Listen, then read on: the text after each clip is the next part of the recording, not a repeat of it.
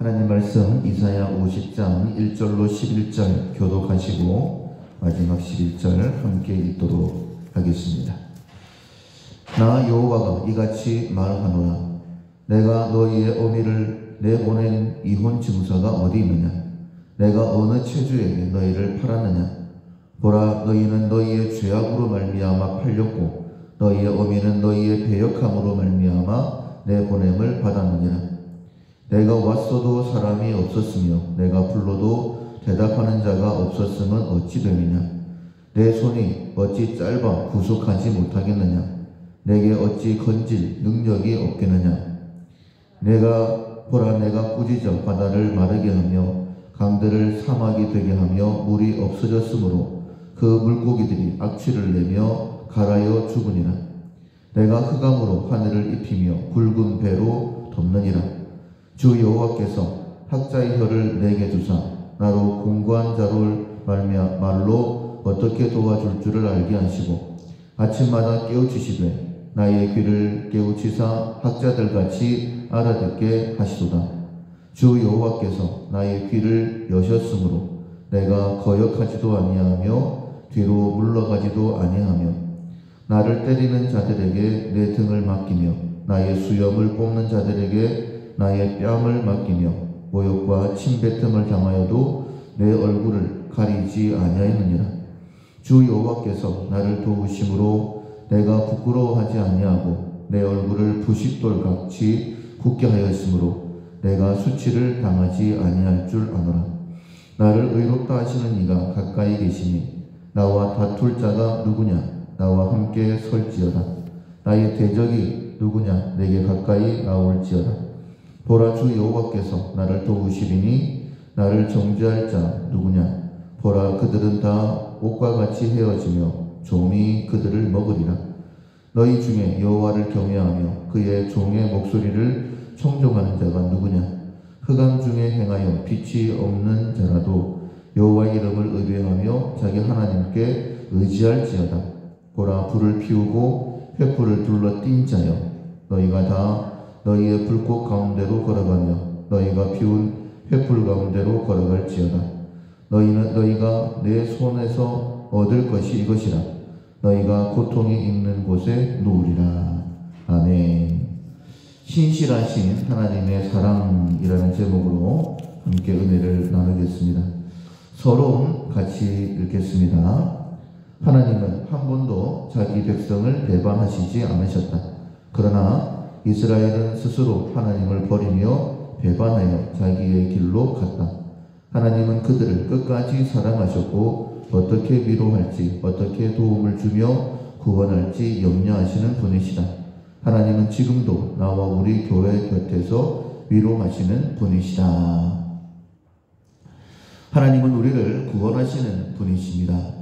처음부터 우리를 위하여 모든 것들을 다 예비하셨지만 우리가 아는 것처럼 물을 떠난 물고기가 가장 고통스럽게 죽는 것처럼 우리가 하나님을 떠났기 때문에 하나님께서 우리를 위하여 예비하신 그 어떤 것도 누릴 수가 없는 것이죠. 그로 인하여 고통스러운 삶을 살아갑니다. 그때 우리 자신을 돌아보면 참 좋겠는데 우리가 어리석어서 우리 자신을 돌아보고 회개하고 하나님께로 돌아가지 아니하고 오히려 하나님을 원망할 때가 참 많이 있죠. 그래서 하나님께서는 내게로 돌아오라 라고 말씀하시면서 나는 너희들을 구원할 구원자이라. 내가 모든 것을 다 회복시켜 주겠다. 그러나 만약 내게로 돌아오지 아니하면 너희들이 흑암과 고통 가운데 있을 것이다 라고 말씀하시는 것입니다. 1번 백성들의 원망과 하나님의 답변 같이 읽어보겠습니다. 북이스라엘은 멸망했고 유다도 언젠가 포로가 된다. 백성들은 이 모든 것이 하나님 때문이라고 원망한다. 그러나 하나님은 이스라엘을 팔지 않으셨다. 그들을 배반하지 않으셨다. 이혼 증서를 써준 적도 없고 체주에게 팔지도 않으셨다. 단지 백성들 스스로의 죄악 때문에 팔렸고 배역함으로 내보냄을 받았다. 하나님이 힘이 없어서 그들을 내보낸 것도 아니다. 하나님은 바다를 마르게 하시고 강들을 사막이 되게 하여 물고기들을 죽게 하시는 분이시다. 모든 능력과 권세가 하나님께 있다. 그 하나님은 이스라엘을 위해 놀라운 기적을 행하실 수 있는 분이시다. 하나님은 말씀하신다. 내 손이 어찌 짧아 구속하지 못하겠느냐? 내가 어찌 건질 능력이 없겠느냐? 우리의 교만한 마음을 내려놓고 하나님을 원망하는 백성들이 되지 말자. 우리가 잘못하여 하나님으로부터 징계를 받을 때에 엎드려 기꺼이 징계를 받자. 하나님을 원망해서는 안 된다. 지혜로운 성도와 교회가 되자. 1절에 보면 먼저 여호와께서 우리에게 말씀하시는 것으로 시작을 합니다. 그러니까 백성들이 삶이 어렵다라고, 왜 이런 고통이 내게 있느냐라고 원망을 할 때에 하나님께서 마치 이제 부부의 관계에서, 그리고 자녀의 관계에서 이렇게 설명을 해 주십니다. 1절에 보면 내가 너희의 어미를 내보낸 이혼 증서가 어디 있느냐? 그러니까 스스로 나갔다라는 것이죠. 내가 어느 체주에게 너희를 팔았느냐? 보라, 너희는 너희의 죄악으로 말미암아 팔렸고 너희의 어미는 너희의 배역함으로 말미암아 내보냄을 받았느니라 라고 말씀하십니다. 그러니까 모든 고통은 우리가 하나님을 떠났기 때문이다라고 말씀을 하고 있죠. 그 비참함은 스스로 자초한 것이다라고 특별히 예레미야서에 보면 말씀하고 있는데 2장 13절에 보면 우리의 죄악을 크게 두 가지다라고 지적을 하십니다. 곧 그들이 생수에 근원되어진 여호와를 버린 것과 두 번째로 스스로 웅덩이를 판 것이다 라고 말씀하십니다. 그런데 그 웅덩이가 쓸만한 웅덩이냐? 그렇지 못하고 그 웅덩이는 물을 가두지 못하는 터진 웅덩이다. 그래서 17절에 보면 너를 길로 인도할 때에 네가 그를 떠남으로 이를 자취한 것이다 라고 말씀하고 있습니다. 만약 어려움과 고통이 내게 있다라고 한다면 내가 하나님을 떠나서 그런 것이다 라고 스스로 점검하셔야 됩니다. 왜냐하면 하나님께는 구원할 만한 능력이 있다라고 말씀하시죠. 2절에 보면 내 손이 어찌 짧아 구속하지 못하겠느냐? 내가 내게 어찌 건질 능력이 없겠느냐? 그러면서 이스라엘을 출애굽시키실 때의 그 사건을 증거를 들어서 말씀을 하십니다.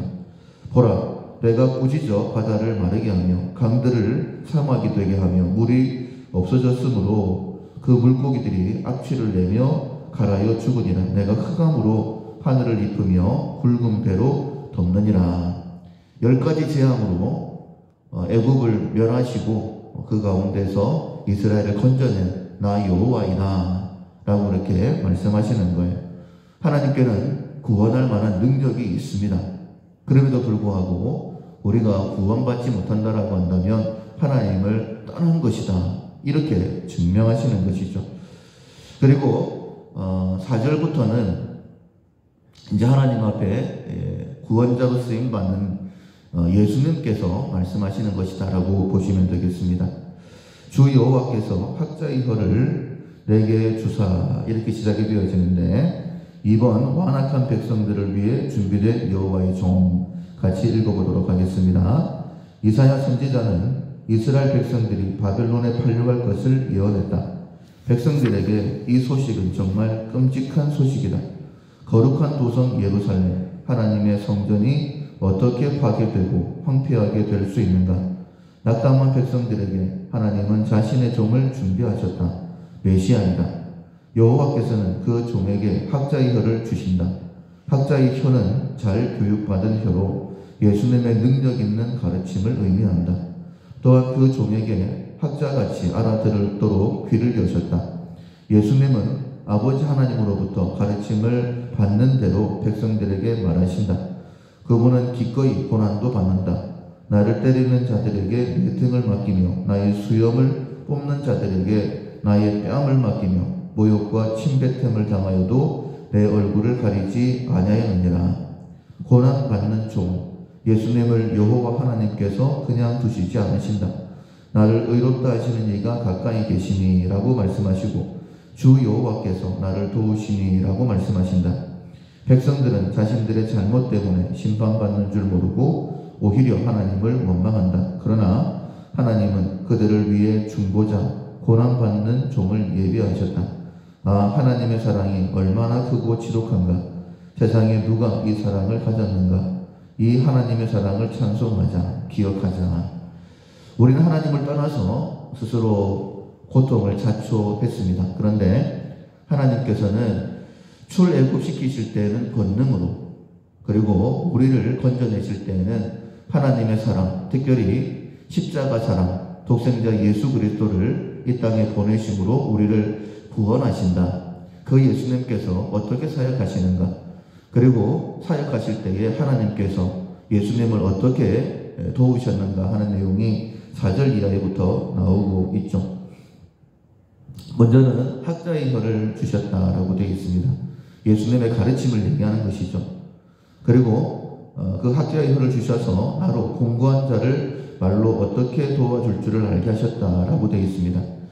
그런데 이것이 연약하신 인간의 몸을 입으신 예수님 스스로가 주신 능력이 아니라 하나님께로부터 학자의 혀를 받았다라고 말씀하고 있고, 그 학자의 혀를 받게 된 것은 학자의 귀를 주셨다라고 말씀하고 있는 거예요. 아침마다 깨우치시되 나의 귀를 깨우치사 학자들같이 알아듣게 하셨다. 그러니까 예수님도 하나님께로부터 말씀을 받아서 우리에게 어떤 길로 인도하실지 말씀으로 가르치셨다는 그런 내용이죠. 특별히 철저하게 하나님께 순종하셨던 예수님의 모습을 5절에 말씀하고 있습니다. 주 여호와께서 나의 귀를 여셨으므로 내가 거역하지도 아니하며 뒤로 물러가지도 아니하며. 특별히 고난받는 그런 종의 모습을 6절에 말씀하시는데, 나를 때리는 자들에게 내 등을 맡기며 나의 수염을 뽑는 자들에게 나의 뺨을 맡기며 모욕과 침뱉음을 당하여도 내 얼굴을 가리지 아니하였느니라. 그래서 절대 하나님께서는 나를 외면하신다, 나를 구원하시지 않는다 라고 해서는 안 된다는 거예요. 우리를 향한 하나님의 사랑은 십자가로 확정되었다 라고 말씀하셨죠. 그 모습 또한 예언되어져 있습니다. 내가 이렇게 고통을 받으면서 너희들을 구원해낼 것이다. 내가 대속제물로 너희들을 구속한다라고 분명히 말씀하시는 것이죠. 그리고 예수님께서 어떻게 이 고난을 이기시는지에 대해서도 말씀하고 있습니다. 7절에 보면 주 여호와께서 나를 도우심으로 내가 부끄러워하지 아니하며 내 얼굴을 부싯돌같이 굳게 하였으므로 내가 수치를 당하지 아니할 줄 아노라. 예수님이 돌아가실 때에 죄인들과 함께 양쪽에는 강도들이 달리고 예수님도 마치 죄인인 것처럼, 그리고 재판을 통해서 예수님이 죄인이다 라고 그렇게 판결을 하고 예수님을 십자가에 못 박아 죽였죠. 그러나 예수님은 죄인이 아니시고 또 그 죄로 인하여 죽는 부끄러운 자가 아니시고 우리를 사랑하셔서 우리를 구원하시는 대속의 십자가를 지신 것이죠. 그래서 예수님도 당당하게 십자가를 지실 수 있도록 하나님께서 예수님께 부싯돌 같은 그런 담대함을 주셨다, 이렇게 말씀하고 있는 거예요. 그리고 8절에 보면 예수님 역시 하나님께서 예수님의 의를 인정하신다라고 믿으셨다라고 말씀하고 있습니다. 나를 의롭다 하시는 이가 가까이 계시니 나와 다툴 자가 누구냐? 나와 함께 설지어다. 나의 대적이 누구냐? 내게 가까이 나올지어다. 9절에 보라, 주 여호와께서 나를 도우시리니 나를 정죄할 자 누구냐? 보라, 그들은 다 옷같이 헤어지며 좀들이 그들을 먹으리라. 예수님께서는 하나님께 의로 인정을 받지만은 예수님을 정죄했던 자들이 오히려 하나님께 정죄를 당하는 것이죠. 10절에 너희 중에 여호와를 경외하며 그의 종의 목소리를 청종한 자가 누구냐. 10절부터는 이제 하나님과 예수님께서 이루어 놓으신 그 구원에 우리를 초청하시는데 누가 그 초청에 응할 것인가 선택을 말씀하고 있습니다. 3번 두 부류의 백성들 같이 읽어보겠습니다. 완악한 백성들에게 메시아를 약속하셨다. 학자의 혀와 귀를 가지고 하나님께 들은 대로 가르칠 분을 예비하셨다. 기꺼이 자기 백성들의 죄를 대신 지실 중보자를 준비하셨다. 이제 하나님은 백성들을 향하여 선택하라고 말씀한다. 너희 중에 여호와를 두려워하며 주의 종의 목소리를 청종하는 자가 누구냐고 묻는다. 주님의 종의 목소리를 듣고 청종하는 자는 구원을 얻는다. 그러나 불을 피우고 횃불을 든 자들은 고통이 있는 곳에 눕는다. 참으로 예수님은 횃불을 든 자들에게 잡혔고 재판받아 매질을 당했으며 조롱과 저주 가운데 죽음의 길을 가셨다. 그러나 주님을 죽인 그들이 발을 당한다. 우리의 구원을 위한 하나님의 무한하신 사랑을 다시 한번 감사해야 한다. 선택을 말씀하고 있는 것이죠. 10절에 보면 너희 중에 여호와를 경외하며 그의 종의 목소리를 청종하는 자가 누구냐라고 말씀하고 있는 거예요. 이스라엘 백성들이 바벨론에게 포로가 되어지지만은 70년 만에 회복될 것이다 라고 말씀하셨죠. 우리가 죄 가운데 있지만은 메시아를 보내셔서 구속하신다라고 말씀하셨죠. 그리고 우리에게 돌아오라 라고 말씀하시는데 과연 몇 사람이나 어떤 사람이 하나님께로 돌아가게 되어질까? 고레스가 하나님의 백성된 사람들은 이스라엘로 올라가서 성전을 건축하라 라고 명령을 했을 때에 바벨론에 끌려온 사람들 가운데에 오직 42,000명 정도만이 예루살렘으로 돌아가게 되어집니다.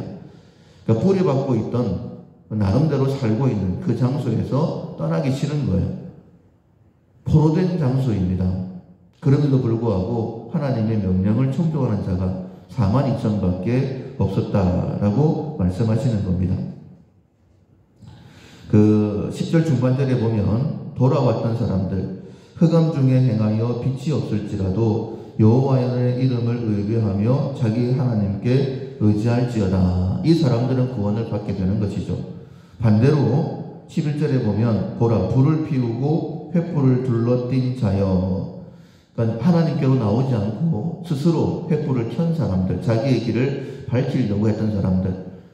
좀 전에 이스라엘이 범죄를 두 가지다. 하나님을 떠난 것, 스스로 웅덩이를 판 것이다라고 말씀을 하셨는데 자기의 길을 개척하기 위해서 스스로 횃불을 켠 자들도 있다라고 말씀하고 있는 거예요. 하나님께 나온 자들은 구원을 받습니다. 그러나 스스로 횃불을 켠 자들에 대해서는 뭐라고 말씀하시느냐? 11절 중반절에 보면 너희가 다 너희의 불꽃 가운데로 걸어가며 너희가 피운 횃불 가운데로 걸어가라. 너희가 내 손에서 얻을 것이 이것이라. 너희가 고통이 있는 곳에 놓으리라. 하나님께서 구원을 예비하셨지만 결코 구원을 누릴 수 없다라고 말씀하시죠. 요한복음 3장 16절에 하나님이 세상을 이처럼 사랑하사 독생자를 주셨죠. 이는 누구든지 멸망하지 않고 구원을 얻게 하려 하심이라. 이어 말씀하시기를 하나님은 구원하시고 심판하시지 않는 분이시다 라고 말씀하셨지만은 믿지 않는 자들은 독생자의 이름을 믿지 아니하므로 벌써 심판에 이른 것이다 라고 3장 18절에 말씀하고 있습니다. 구원을 예비하셨지만 우리가 만약 하나님의 손을 붙잡지 않는다라고 한다면 우리가 판 그 웅덩이에 스스로 빠지게 되는 것이죠. 횃불을 들고 이 길이 맞는 길이다라고 찾아갔는데 그 길이 멸망의 길이 된다라고 우리에게 선택을 잘 하라라고 말씀하시는 것입니다. 3번의 마지막 단락 같이 한번 읽어보도록 하겠습니다. 하나님의 사랑은 끝이 없다. 배반한 자들을 끝까지 참으시고 구원의 손길을 내밀어 주셨다. 하나님의 아들과 보내신 선지자들은 하나님의 사랑을 전했지만 오히려 수치와 모욕을 당하며 부끄러움을 당했다. 하지만 참고 견디었다. 나와 우리 교회, 우리 고신교회는 이 사랑을 받아 누리는 복된 이들이 되자 하나님의 사랑을 찬양하며 감사하자. 할렐루야. 오늘 하루도 우리 앞에 생명과 사망, 복과 저주가 놓여 있는데 우리를 위하여 생명을 선택하라 라고 말씀하셨습니다. 그냥 아무 생각 없이 한 걸음 한 걸음 걸어가는 자가 아니라 굳건한 믿음을 가지고 바른 선택을 하는 우리가 되기를, 주님과 동행하는 우리가 되기를 주님의 이름으로 축원합니다. 아멘. 찬송가 30장 주와 같이 길 가는 것.